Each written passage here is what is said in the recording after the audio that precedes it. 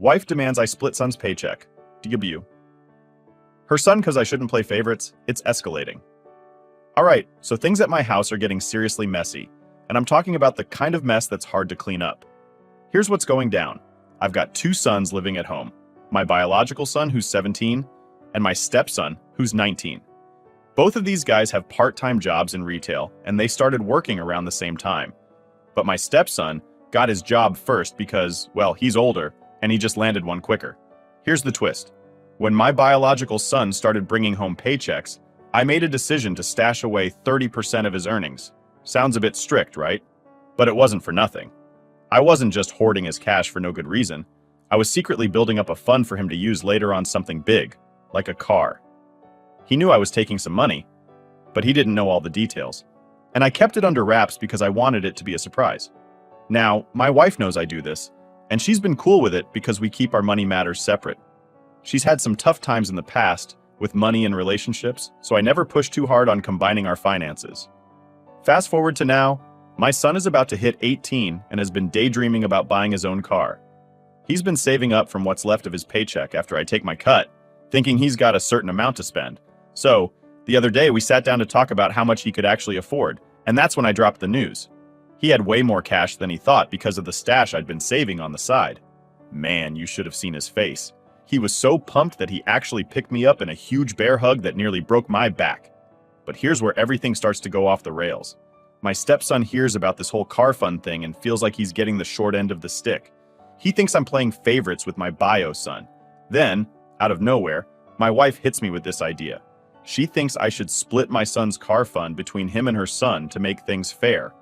Basically, she wants me to take the money I've saved for my son and help buy a car for my stepson too. I was floored. I told her that was out of the question and reminded her she had the same chance to do something similar for her son. But it doesn't stop there. My wife starts arguing that because my son's college tuition is being covered by his grandparents, it makes the car fund situation even more unfair. She's basically saying that since his education costs are sorted, I should help level the playing field by dipping into the car fund to support her son. Meanwhile, my son is standing firm, saying no way is anyone touching the money from his checks, especially since the extra cash I threw in was my decision and not something their mom contributed to. Now her family and some of our friends are chiming in, and what started as a couple of jokes is now seriously getting under my skin. I'm trying to keep my cool and figure this whole mess out, but honestly, I'm starting to lose it. I need to put an end to this whole debate and make sure I'm not going crazy here. Am I the one being unreasonable? Or is this as wild as I think it is? Am I the a-hole? Edit 1. Guys, it's in the post. I did tell my wife why I was taking the money and what I was planning to do with it. It was never a secret. Edit 2. Her request, my son knew why I was taking his money, but did not know I was matching his deposit. This wasn't done for any reason beyond age. When I would argue most people that age was earning money in high school, I spent it as quickly as I got it. I didn't think anyone knew better than me. I just wanted to teach him the value of saving. Now for the top comments before the update. Not the a-hole. If you split that money, it will forever change the relationship you have with your bio son. Your wife decided to keep finances separate, and that should not change because she doesn't know how to save. The fact that your son has help with college is completely irrelevant. The fact that OP told his wife what he was doing and suggested she do the same for stepson absolutely absolves him of any wrongdoing regarding the favoritism. I don't necessarily like that he took the money without saying for savings or whatnot, but as his son doesn't think he's an a-hole for it, then I can't really think that either.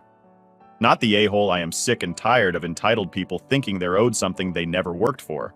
It sounds like your son saved money as well. Did your stepson save money?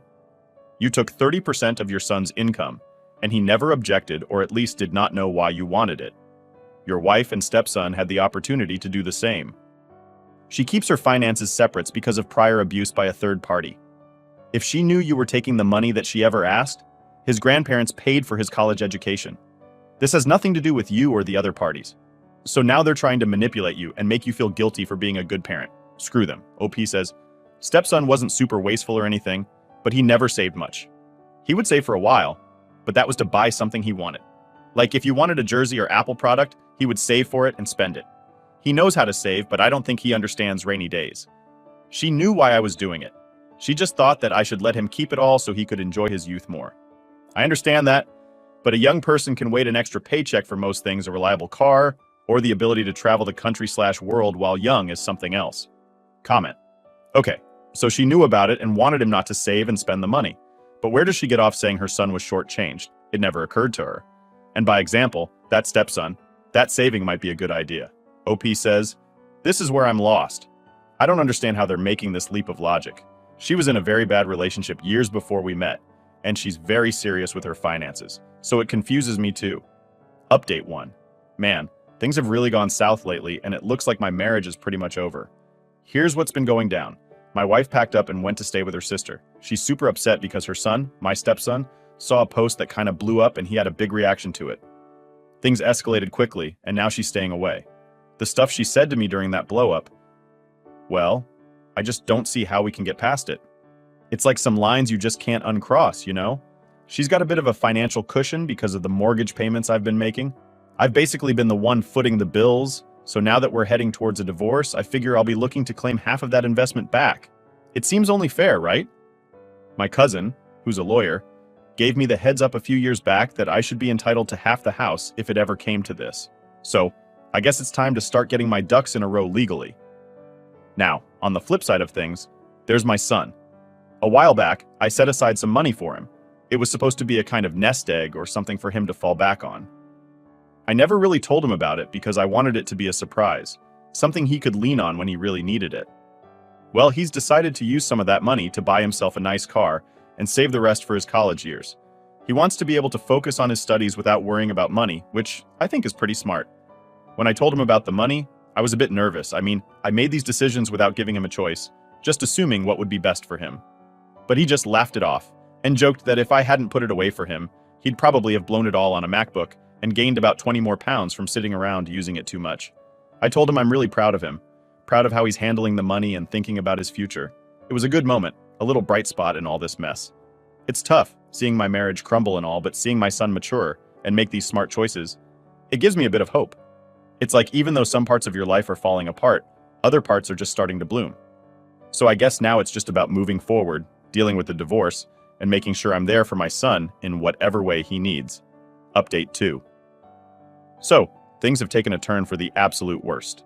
You know when you spill soda and it just keeps spreading until everything's sticky? That's my life right now. After my wife left to stay with her sister because of all our arguing, she dropped a huge demand on me that really blew my mind. Here's the deal. She called me up, really upset, and said if I want her to even think about coming back, I'd have to buy her son a car, exactly like the one I got for my biological son. Yeah, you read that right. She thinks that's the way to fix everything. I couldn't believe what I was hearing, and man, did it make me mad. Here's how that conversation went down. Me. You're kidding, right? This is what you're throwing at me after everything else? Her. It's about being fair. You always treat your son better than mine, and I want you to fix that. Me. Hold up. It's not about who gets what. I'm not going to treat a 19-year-old like he's a toddler who needs the same toy his brother has just to stop him from crying. Her. It's not about toys. It's about feeling like he belongs. You're supposed to make him feel welcome, not like he's just a guest. Me. Welcome? I've done everything I can for both of them. But what you're asking isn't fair. It's not about evening things out. It's about you using this as a way to manipulate me. Her. If you can't see why I'm asking this, maybe we need this time apart. Then she just hung up. Just like that. And since then, things have been really quiet, but not the good kind of quiet. More like the calm before a storm. And here's the thing. I get where she's coming from, wanting both boys to feel equal. But this isn't the way to do it. It feels like she's just trying to push my buttons or get something out of me by using her son as a leverage, which isn't cool. Now my son, the one who lives with me, he knows something's up. He's seen the angry texts pop up on my phone and he's overheard parts of phone calls. I try to keep him out of it because he's already got enough on his plate with school and stuff, but he's smart. He knows his stepmom is asking for something big, and it's putting him in a weird spot because he doesn't want to see us split up, but he also doesn't want to lose his car. It's a messy situation. I'm trying to figure out how to handle it without making everything worse. Do I stand my ground and risk having my wife walk away for good? Or do I give in and buy the car, knowing it might just lead to more demands down the line? It's like no matter what I choose, someone's going to get hurt. So I'm stuck trying to make a decision. On one hand, I've got my marriage that might be falling apart, and on the other, I've got my kids who are caught in the middle of this adult drama. It's a lot to deal with, and I'm just trying to do what's best for everyone, but man, it's hard. That's where things stand right now. No easy answers, just a lot of tough choices. I'm hoping I can find a way to sort this out without anyone else getting hurt. But right now, it feels like I'm just trying to keep the soda from spilling any further, you know? Update 3. After all the drama about cars and what's fair, my wife has come up with a new demand, and it's a doozy. Seriously, this one's straight out of a movie where people make crazy demands just to stir up trouble. So here's what went down. Yesterday, I get a call from my wife. She's been staying at her sister's place, and I swear they must sit around brainstorming ways to make my life more complicated. She's got this firm tone in her voice, like she's about to lay down the law, and she hits me with this bombshell. She says, "If you can't afford to buy my son a car like your son's, then you should at least ask your parents to pay for his college tuition." I kid you not, that's what she said. I had to ask her to repeat it because I couldn't believe my ears. Me. Hold on, you want me to ask my parents to pay for your son's college? How do you figure that's even remotely fair? Her. Well, it's obvious, isn't it? Your son is probably going to get help from them anyway. We need to keep things balanced. It's only fair. Me.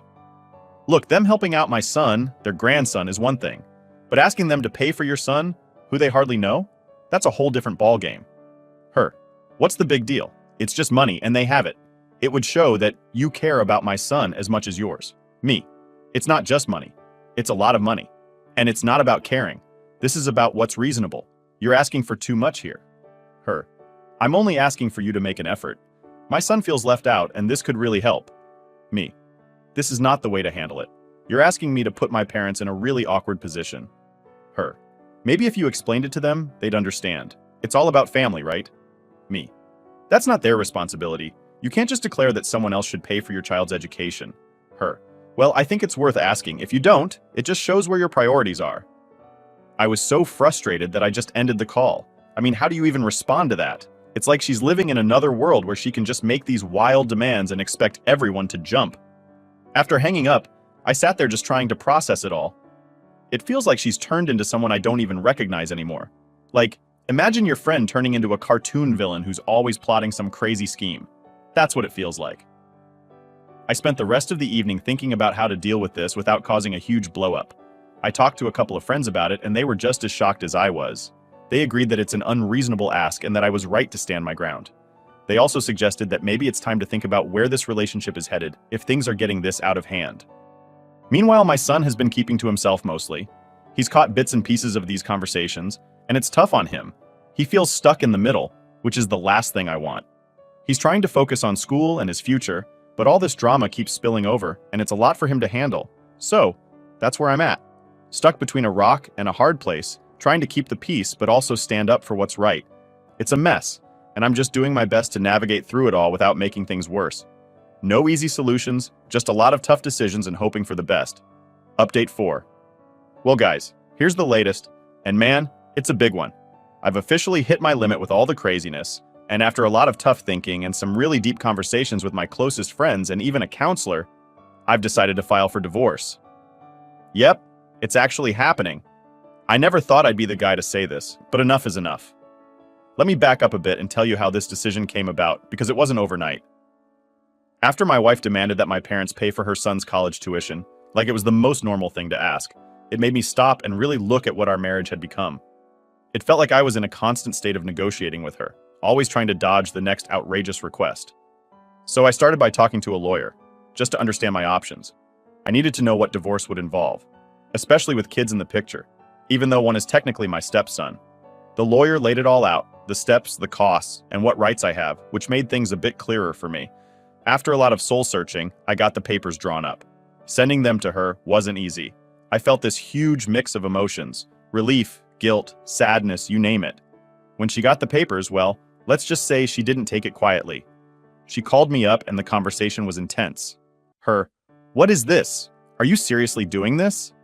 Me, "Yeah, I am. I've thought it through and it's what needs to happen. We can't keep going like this." Her, "So you're just going to throw away everything we've built? Just like that?" Me, "It's not just like that. This has been building up for a long time. It's not healthy for us or for the kids to keep going in circles like this." She started yelling then, really letting me have it. She accused me of being a terrible stepfather, of not caring about her or her son, and a lot more. It got really personal and really hurtful, but I knew I had to stay calm. Her, "You're going to regret this. You can't just decide this on your own. Me. I think I can.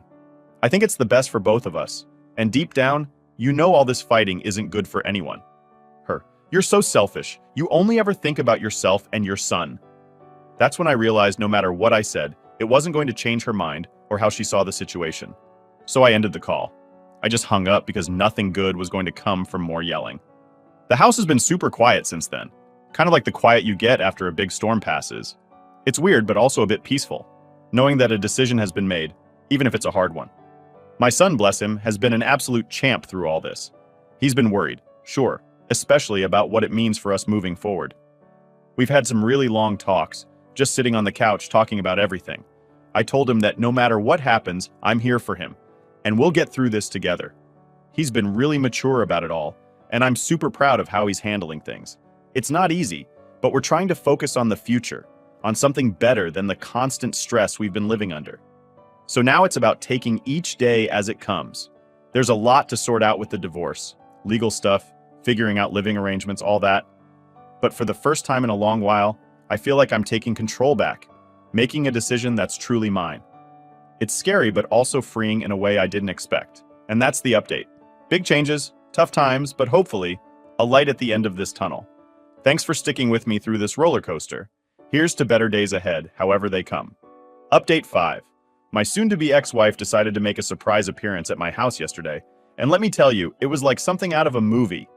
I was just finishing up some chores around the house, trying to keep things tidy and my mind off the whole divorce mess, when I heard a knock at the door. Thinking it might be a package I was expecting, I didn't think much of it. But when I opened the door, there she was, my wife, standing there as if the past few months of arguments and demands hadn't happened. She had this determined look on her face, like she was about to sell me on the idea of getting back together. Without waiting for an invitation, she started talking right away. Her. This is ridiculous, We're being silly letting things go this far. We can sort all of this out. Me. I'm not sure there's anything left to sort out. We've been over this. The divorce is moving forward. She seemed taken aback by my response, like she expected me to just agree and drop everything. But I've been through too much to just flip-flop now. Her. We can't just throw away what we had over one disagreement. We can fix this. Me. It wasn't one disagreement, though. It's been months of issues, and it's worn me down. I've already made my decision. She tried to push further, suggesting we could go back to how things were, pretend like the bad stuff never happened. But let's be honest, you can't just pretend like things didn't happen. Her. Let's just go back. I'll make it better, I promise. We can forget all the nasty stuff and start fresh. Me. Going back isn't an option. Things were not okay, and we both know it. Her frustration was building, I could tell. Her voice got louder, her gestures more animated. She was in full persuasion mode, but it all just reminded me of why I was so drained in the first place. Her. You're being so stubborn. Think about us. About what you're throwing away. Me. I have thought about it, a lot. I'm thinking about a healthier future for me and our son. That's what matters now. That set her off. She started throwing around accusations, calling me selfish, saying I was ruining her life and that I'd regret this. The whole 9 yards. Her anger was palpable, and it echoed down the street as she raised her voice. Her. You'll see how big a mistake you're making. You'll miss me and I won't be there. Her words were harsh, and it hurt, not gonna lie. It's tough seeing someone you cared about in that state, so angry and upset, but it also solidified my belief that I was making the right decision for my sanity and our son's well-being.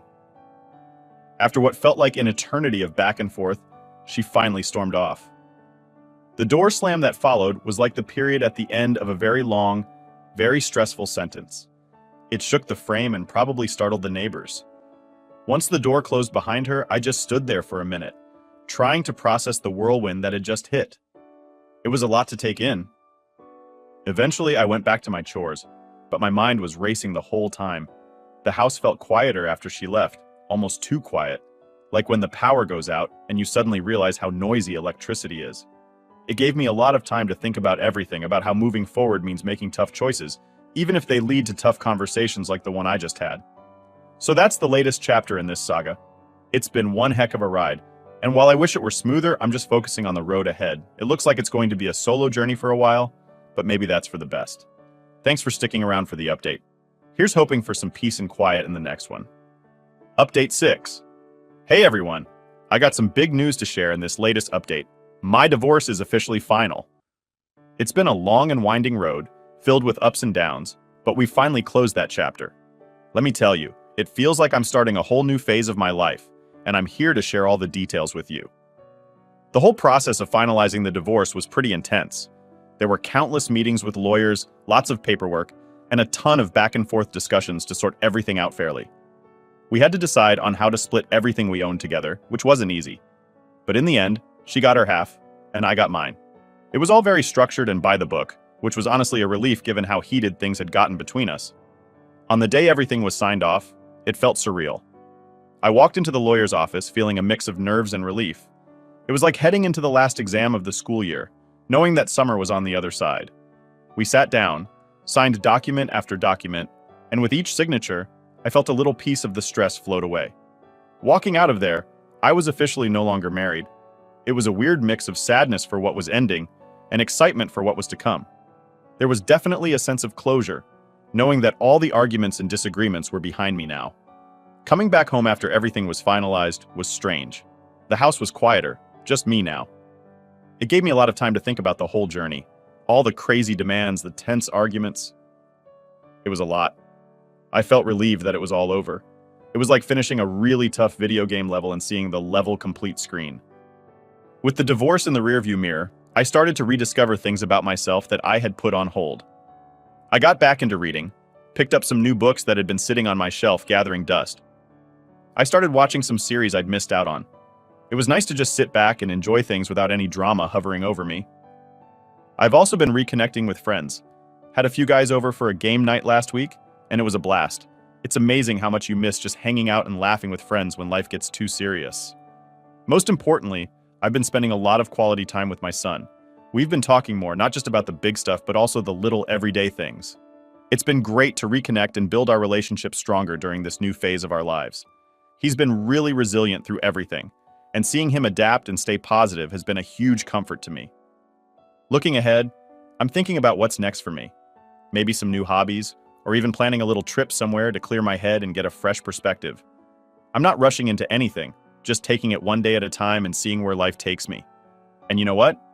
I feel genuinely happy. It's like I've stepped out from under a cloud and everything's a bit brighter. Sure, I know life isn't going to be perfect from here on out, but I feel ready to handle whatever comes my way with a clearer head and a lighter heart.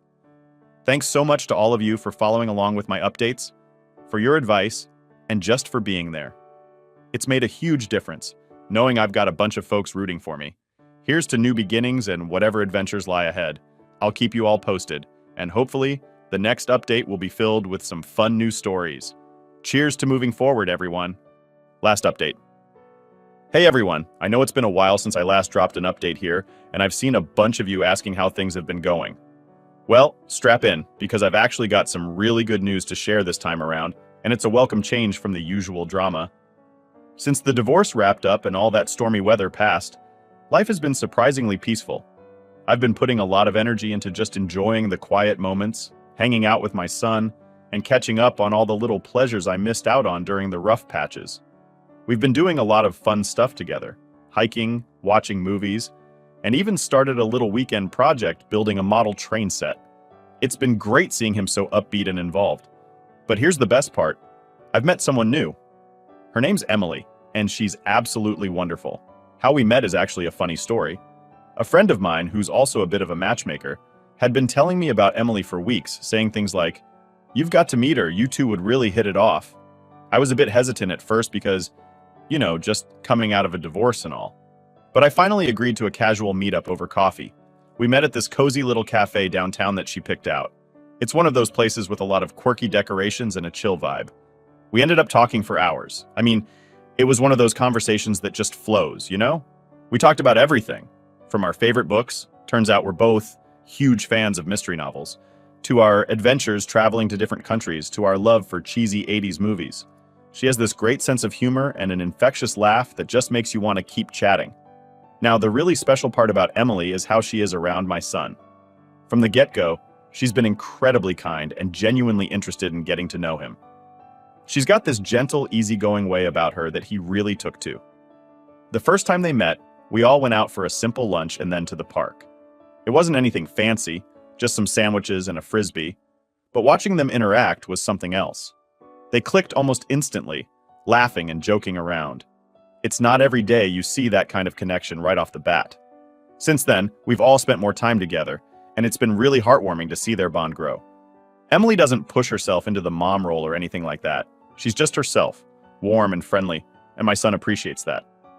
It's a big deal for me, seeing how they get along, because my son's happiness is my top priority.